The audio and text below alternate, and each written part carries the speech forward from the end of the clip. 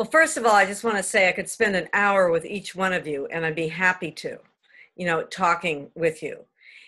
So I'll do what I can, responding now.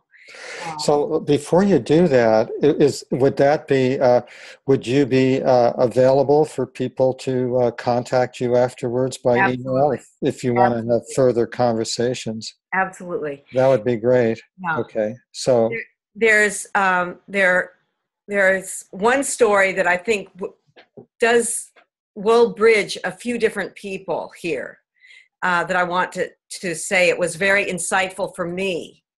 Um, I think it will address, well, let me tell you the story. It was Kavita Ramdas was the head of the Global Fund for Women, a very prestigious and very impactful organization that's still very active. But she told the story about women in India, um, about how uh, so many women have so little power in India that the only power they have is over their daughters-in-law.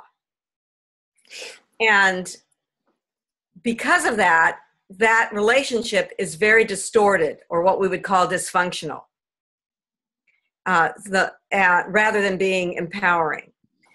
And, when I heard that story, it was like, oh, that's the difference it would make for women to be able to speak their minds, be able to speak about what is going on for them, to be able to make a difference. To have the, I'm not saying power over people, but the empowerment to be able to make it, to take on what they want to take on in the world, whether it's work or education, or making a difference for their communities. But Wendy, I thought particularly of the workplace that you're talking about, and I even have a whole book for you on the healthcare system and women and the need for the empowerment of the voice of women there. So, I mean, again, I think that from what I know of the healthcare system, it is a system where even doctors have to jump through the hoops of their residency with long hours where they don't sleep and all that. So I think the culture also calls for that. But I think there's something in that story about, when you don't have an opportunity to be fully self-expressed and to make a difference, that it does contort you.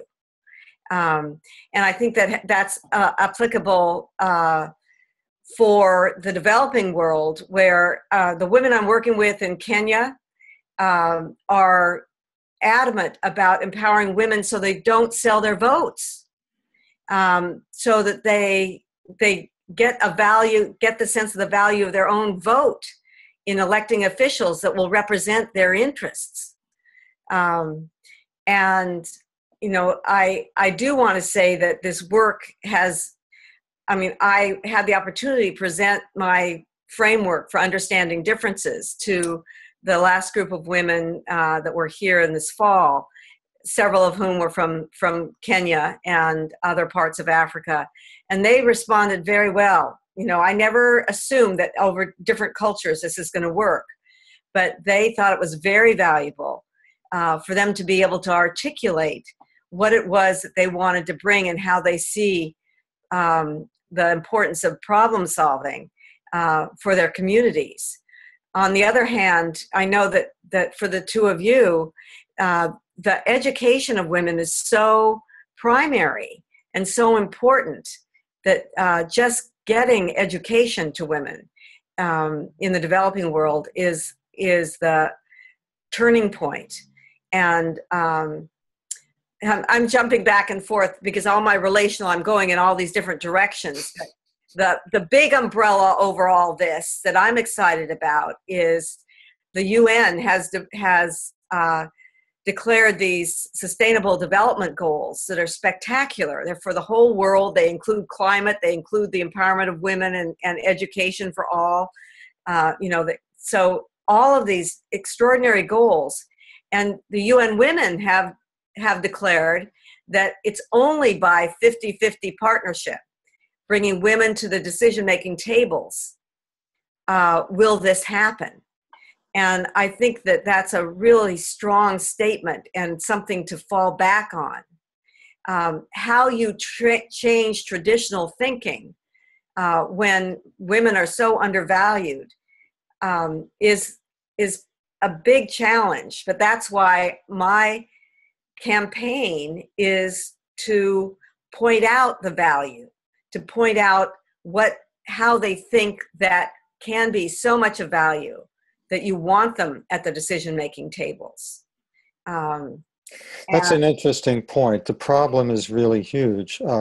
What can one person, what can one Bonita or one Usman or one James Ofu or one Wendy do? But you have sort of chosen your areas to point out the value of women and the success of organizations, right?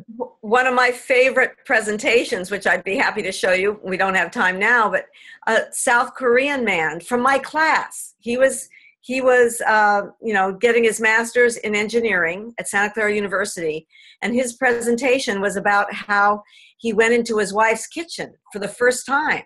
And he said it was embarrassing because his father had trained him that a man never goes into the woman's kitchen.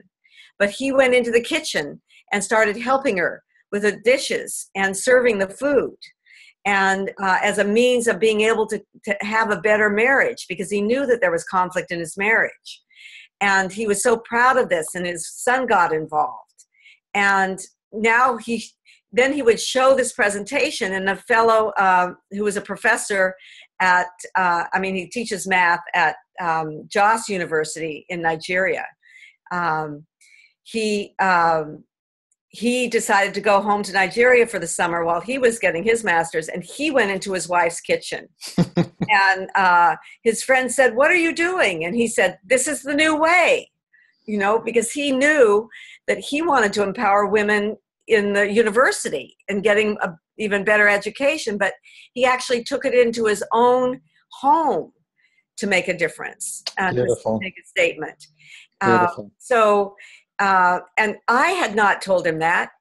He saw it from the man from South Korea, and I had not told the man from South Korea to do that. It was what came out of him discovering, something for himself in understanding the differences and wanting to make this change. Yeah, that's a beautiful story.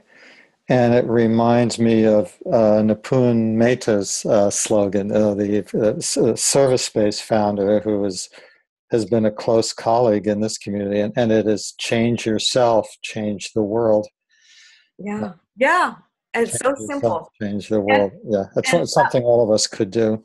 And for Stuart and even and Bill, the part of my process of doing all this was I used to read all the management gurus, starting with Tom Peters' In Search of Excellence, which was about, building your company around your customer voice.